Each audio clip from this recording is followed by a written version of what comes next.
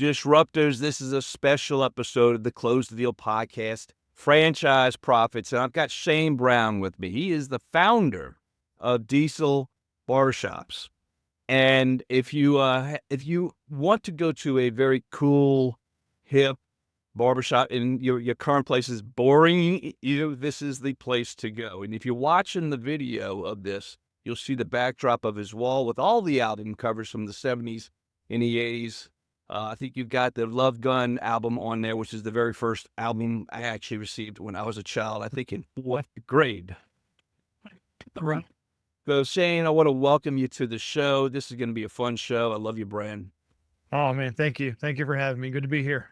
Yeah. So, all right. So, I like to come out straight out the gate. What is the biggest challenge? You're a serial entrepreneur, by the way. You've got multiple businesses in this channel, the barbershop type channel. What is the biggest challenge you've ever faced in this business that you had to overcome, and how did you overcome it? Wow. So the biggest challenge that I've had to face, and we're still overcoming, quite frankly, is all of the shutdowns and everything that we were forced into as a result of COVID. Gotcha. It hit personal services particularly hard. So anything that is, in your face, client facing. So barbershops, salons, massage, nails, lash, any of those industries were hit pretty hard. Mhm. And the big challenge for us at Diesel Barbershop was we literally started franchising right before COVID hit. And so while my shops have a great track record here in San Antonio, when you're forced to open brand new locations around the country and in an environment where you're limited and people are scared and it's difficult to hire, Mhm. it's just challenging. So getting off to the red hot start that we had hoped for was a challenge, but we're headed in the right direction and we've been battling through it. You and I were just at the conference, the unconference for franchising in Park City. That's where you and I were catching up on your brand and so forth. And that was the announcement that the gentleman, the incoming chair for the IFA, International Franchise Association, basically said that we are finally out of the muck at large for the franchising industry, Sure. bouncing back from COVID. That's the case for a lot of businesses. And I know that your sector was challenged for sure, but now you all are up and running. And now that's what we can talk about, your brand. And let me segue a little bit to, before we get into the brand, who or what are you grateful for that helped you get you where you are today? Man, these deep questions. I mean, there's a lot of people that I'm grateful for, obviously my family and their support, for Mhm. together. The people that stuck with me in the beginning, at the very beginning of the journey. I have a couple of very long-term employees. So Ash, who's been with me from the very beginning, Jess, who's been with me coming up Mhm. on 13 years or so, I think now, which is really a lifetime whenever it comes to hair. But as I was going through my professional journey in life, I was lucky enough to have encountered a handful of individuals that were great managers and great leaders, and I was fortunate enough to have them be mentors, and that has something that is, for me in particular, has proved to be invaluable because they really took a lot of brain damage the out of the process for me and helped me to learn to focus on just accomplishing tasks and not necessarily be distracted by all the noise or the BS that's going on out there. It's like head down, focus. This is what we're going to do. And they're there to support me if I have to bounce some questions off of them. But yeah, just generally speaking, those are the folks that I'm certainly grateful for now and probably forever, honestly. And that makes all the difference in the world when you have people you can turn to, because they can hold the mirror up to you if you're not focusing. And they can say, okay, Sure. we need to steer you, we need to focus on the things we can control.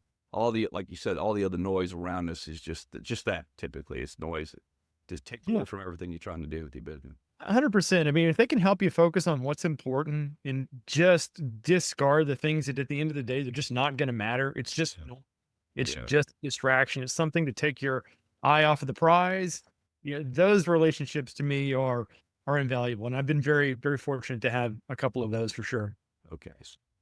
Let's roll into the brand. You're based in San Antonio. Mhm. Your shops, I've seen your shops. They're probably the coolest shops Thank you. in the barber space. Mhm. And the wall behind you reflects a piece of that Yeah, with it's all a the album covers you got sure. on the back of the Yeah. wall. Talk about let's look at your business through Mhm. the eyes of the customer walking in for the first time and the experience they have. Sure. And then let's look at it from the person who's considering this as a potential franchise for themselves. Absolutely. So from the customer standpoint, whenever you first walk into a Diesel barbershop, there's a lot going on. I Mhm. think there's a lot going on visually.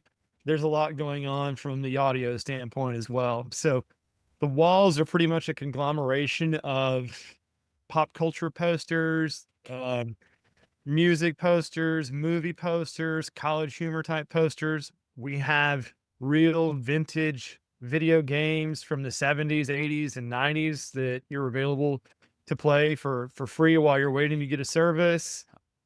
Complimentary beverages, TVs with movies playing on the walls, or and then obviously the music that we pipe in from a service called Rockbot. So yeah, lot going on, but it's definitely an edgier vibe Mhm. and a little bit of a party, Yeah, honestly. I love that. And Yeah, and by the way, do you have Centipede in any of the locations? we do. That was the game Yeah. that I mastered as a kid.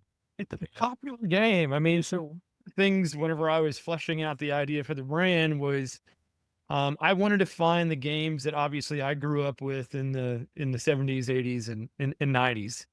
But what I wanted to avoid were the things that you still see very commonly today, places like a Chuck E. Cheese or a Dave and Buster's or a Yeah, game where you would see they have the giant Miss Pac-Man games yeah, that they now, or Galaga. I yeah. love both of those games, but you can go play those at Chuck E. Cheese right now if you want to. So I was looking for, the Asteroids, the Donkey Kong, Joust, Mortal Kombat, these games that you just don't really see them that often anymore. So the wait doesn't seem very long when there's the customer sitting there. That's the whole point. They're entertained. They're being That's the whole point. So whether it's the music they can listen to, whether it's whatever's on TV that they can just tune in and watch, whether they want to get up and play one of the video games or grab one of the magazines that are geared towards men. And by men's magazines, I mean like Sports Illustrated, Four Wheel magazine, a hunting magazine, a fishing magazine, mountain biking, things that just generally speaking that men are interested in. That's whole focus of Diesel, 100%. Not that we don't service women, we do, but Yeah. our focus is men. Well, that's gonna bring me to 2 questions. Sure. One, the branding, because we talked about that in Park City. Mhm. But before we get that, what are your top 3 video games that you had to have? Oh, I'm top 3 just video I'm games just I curious. had I'm to curious. so, Asteroid, Donkey Kong, and Donkey Kong Jr. All right, you're bringing back a flood of memories here, 'cause I know. I mean, it is for me. I mean, the nostalgia is real. yes, For sure. yes. And, okay, so then, let's weave it now into the branding because the branding is so unique and so distinct, and you Mhm. explain how you I always love asking people how you come up with the name, 'cause Diesel, in barbershops, I don't know if I would've come up with that right off the bat if I was trying to think of a name for a barbershop. There's Sure. a very specific reason, and of course, you had to go on a journey to figure this out. How did you come to that? How deep do you want me to go on this? Just 20 30,000-foot level. Um, I mean, so Diesel, I guess Diesel origin story, I'll have to touch on that. So That's fine. the brand really originates from multiple bad experiences at Mhm. salons and barbershops. And I don't mean a bad haircut. I'm talking about bad service, bad customer service, just the indifference that seems to exist in a lot of establishments these days. And so I literally walked out of the third one third consecutive, haircut that I received at a brand that shall be nameless for the moment, and just said to myself, "This is bullshit. I can do this better." Mm-hmm. And having had the background that I have, which is I grew up in the industry. My mother was a cosmetologist my whole life, so I was in and out of salons and barbershops growing up. I just went home and started writing down what I would do. Like, Mm-hmm. what would it look like? How would it feel? What would I personally like as the customer, and Mm-hmm. thinking about it from the customer standpoint, what would I like? Great, And great start point. and so I knew that I wanted to focus on men Mm-hmm. because there's a salon on every corner. And with the exception of like a Sport Clips or a couple of other brands like Bishops or Rudy's around the country at the time, there really wasn't anything that was focused specifically on men in the barbershop space. And so, as a part of fleshing out the concept for Diesel, obviously I had to come up with names, and I wanted to come up with something masculine. And Mm-hmm. so I'm thinking automotive, I'm thinking space, I'm thinking aerospace, I'm thinking fuel, I'm thinking garage, I'm thinking cars, I'm thinking engines. And I just, yellow pad full of, name ideas, Yeah. and kept landing on things like fuel or octane, premium, and then just it hit me one day. Diesel, woo, Diesel Barbershop. Huh. And so I literally thought of it, wrote it down, went to the USPTO, the Patent and Trademark Office website, did a basic search, couldn't find All anything good. that Yeah. fit in the category. Called my attorney and said, Pam, dig in on this and see if it's available for this specific use. And long story short, 14-ish years later, here we are. Well, So well, not only that brand embodies the environment that you are in embodies you, because before we started the show, you kind of panned your camera around. You're sitting on the second floor of your garage, mhm. and you've got all the cars in the bottom of the garage. So Yeah, there's small parts in here. it's a good fit. It is, and the folks that come in here, I mean, yes, this is my office. Yes, it's my garage, but we use this pretty heavily for meetings and for different events because Yeah. it's enough space that we can, have a, table down here that we can set up. But yeah, this garage very much has a Diesel Barbershop look and feel to it. Okay, so you hit on the other thing I always ask is the problem solution. You addressed the problem, you came up with the solution. Let's talk about what this looks like. We talked about for the customer. Let's talk about what it Mhm, looks like now for the franchisee. mhm, Somebody considering this as a brand. sure. What I guess let's start with the investment level. What does the investment level look like for them to get into this business? Yeah, for a single license, it's 45,000. Okay. The license. And then the build out right now, and don't quote me on this, anyone, because I don't have the FDD in front of me, but the Mhm. range that we're kind of seeing right now for build out is, the 375-ish to 450, depending on where you are in the country. Okay. A lot of that price has to do obviously with what happened as a result of COVID and the supply chain issues, Sure. or just the increase in everything, price of wood, steel. Yeah. And it's affected every single industry across 100%. Yeah. across I mean, whether we it's obviously or whatever. we try to minimize that as best we can, but there's only so much you can do. I mean, the general contractors are gonna they have to make their money, and even though we've basically skinnied it down to a shop in the box where Mhm. what we can get done, from a mass production environment like desks or back bars or mirrors, chairs, and things like that. But ultimately, at the end of the day, the general contractor has to make their money, and they're going to make their margins, which is Okay. going to add to the price, obviously. And how many people are typically or on staff to run a diesel shop? How many chairs do you normally start with? Wow. So most of the shops that I have now, or most of the shops that exist around the country, have 10 stations, Okay. which is what I consider to be the sweet spot. And the Mm. footprint for that is going to be kind of a standard size. So 1,400 square feet, Mhm. 70 by 20. We can skinny it down to about 1,200, 1,250, and Okay. still get 10 chairs in there. What Okay. we're really looking for with the footprint is to maximize what I call the revenue producing square footage. Mhm. So You want as many chairs, obviously, and as many spaces where you can cut hair and actually generate revenue. Yep. You need a waiting space, obviously, at the front that's going to hold some people. Mhm. But other than that, we don't need a big office, don't need a big break room. We don't need any of that stuff. We need a place to make money. It's a lean operation. Has to be. What about okay, and starting up, somebody getting going, the marketing piece, the Mhm. brand is gotta it's gotta transcend really well across social, just from the visuals of the Sure. people with the barbers themselves to the shop itself. Talk about that, and then how you support them to get the business going. Sure. Obviously there's a very visual component to everything that we do. I mean, we're in the beauty industry, grooming industry, if you will. And appearance matters. Mhm. I mean, and not just the appearance of the client after a haircut. I'm talking about the appearance of the shop. It has to be Mhm. clean, it has to be sharp. Mhm. And the appearance of the cutters. I mean, they have to be crisp and clean and looking great, all of those good things. Those things are all important, not just from an operational standpoint, but as you pointed out, from a marketing standpoint or from a Yep. visual standpoint. Mhm. So somebody getting started with a Diesel Barbershop, coming out of the gate hot with marketing, Mhm. having a good spend, $5,000, $10,000 over the course of, 60, 90, 120 days, Mhm. very aggressively marketing on all the social media platforms that you can get on.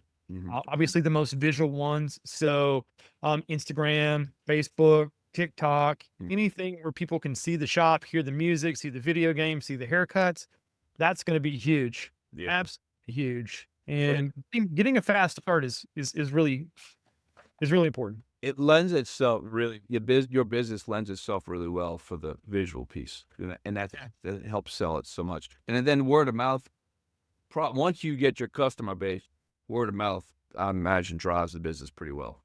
In the perfect world, and again, all of this stuff that exists, today. So when I first started in 2011, Facebook business didn't exist. Instagram business didn't exist. Mhm. Google My Business in a meaningful format with Google Ads did not really exist. Mhm.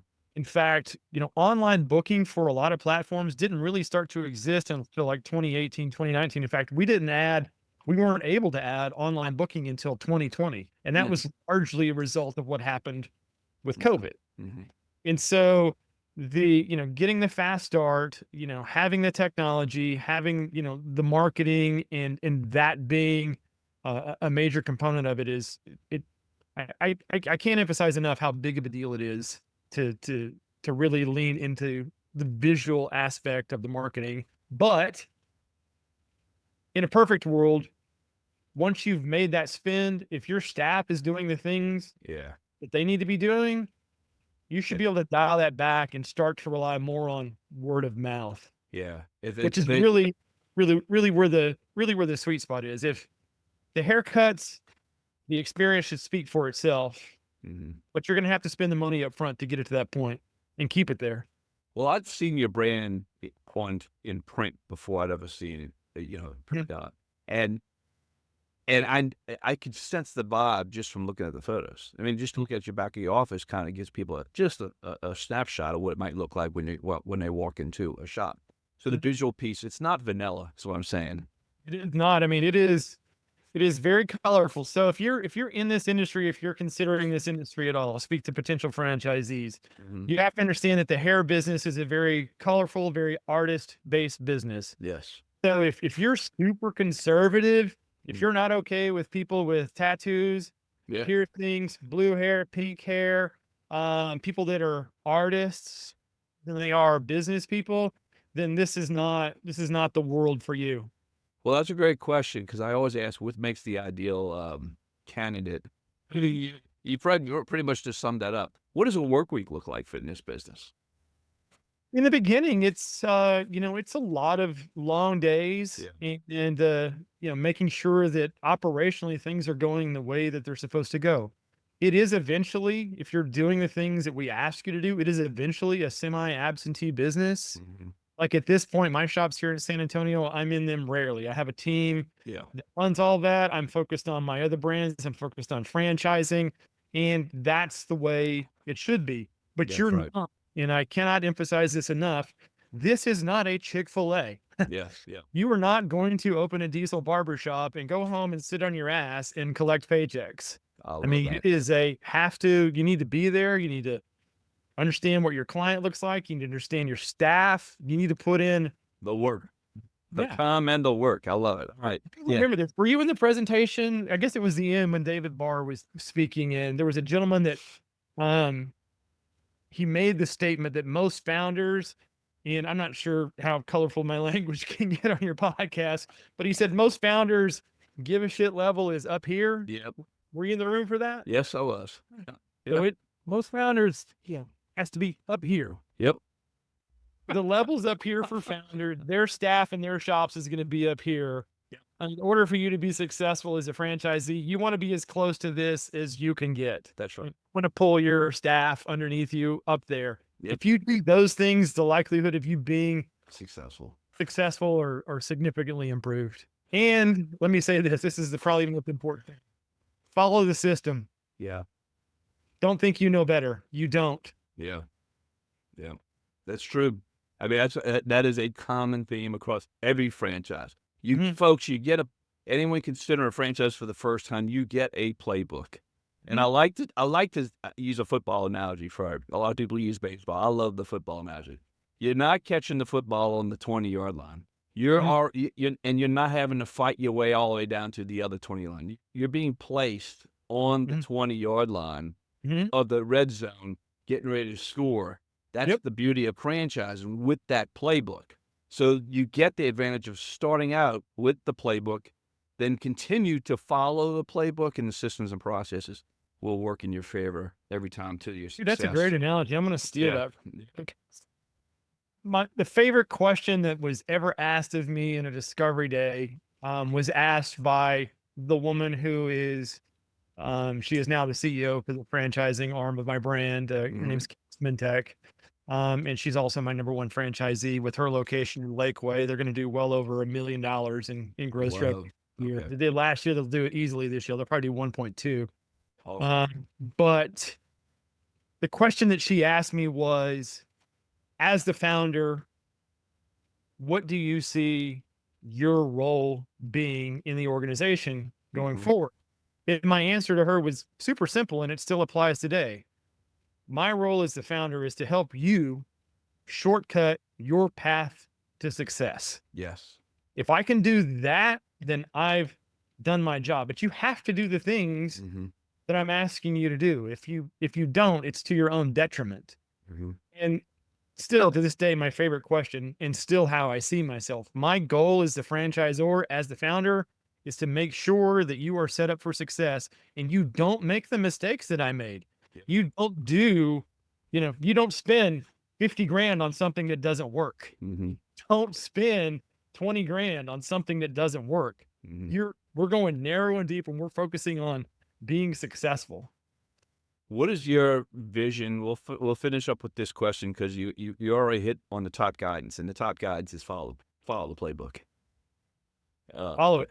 Yep. All right. What is your vision for your business? Because you're still ramping up now, and now you're starting to hit stride, and what's your vision going forward? Well, the vision for me is really simple, and it's always been this way. I want to be the best brand in the men's grooming space, regardless of which brand of mine that is. So we're talking about Diesel Barbershop today, but I have other brands. And when I say I want to be the best, I mean that genuinely. I don't want to be the biggest. I don't have to have 2,000 locations. I don't. Would that be cool? Sure it would. But for me to be the best in the market is what I'm going for. The best service, the best haircuts, the best place to work, the best place to go.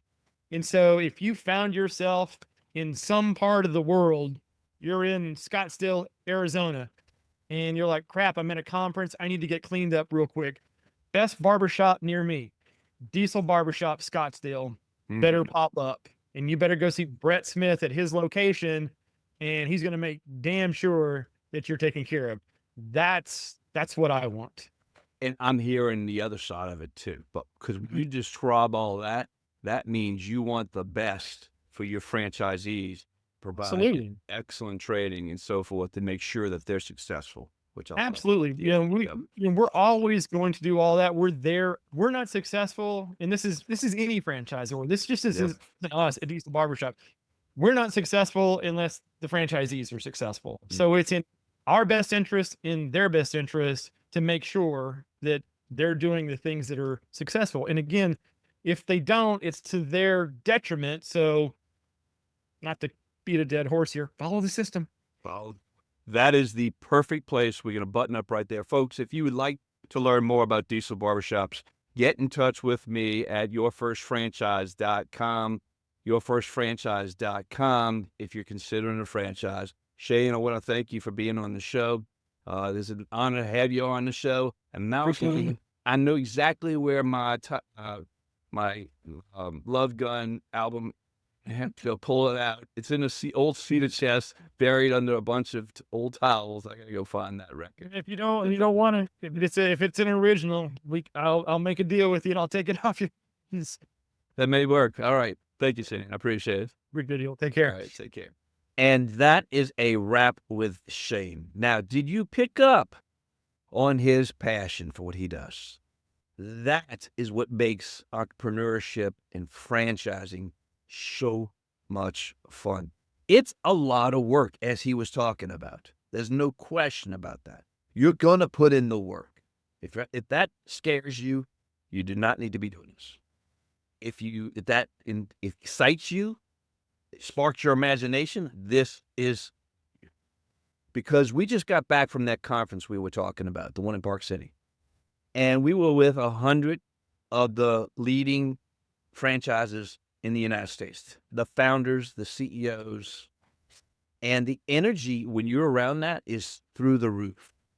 And that enthusiasm is contagious. That's what makes this business fun. I could talk about his brand all day long. What makes the business fun, despite the fact you got to put in the work, because that's the reward, is the fun part, is being around with other people. You're part of a community when you join in. You're part of a community. And you got a taste of it with Shayne. So, you'd like to learn more about franchising, I got a free resource for you, my book called Your First Franchise Roadmap. I'd love to give you a free copy of it, gift this to you. Visit yourfirstfranchise.com, yourfirstfranchise.com. I'll send it to you right away. It's a digital copy. If you want the paperback version, you can get it on Amazon. There's a small price for it, but know this, all the profits go to Make-A-Wish. So yourfirstfranchise.com will get you the book, and you know the drill. You've been with me. Before we talk about the drill, do me a favor. I put out this content for free to help folks. It's all about community. I ask you to subscribe, like, hit the bell. If you're listening to an Apple, make sure you give it 5 stars. All that's very much appreciated so we can continue to do this. And going back to the being intentional part, you know the drill.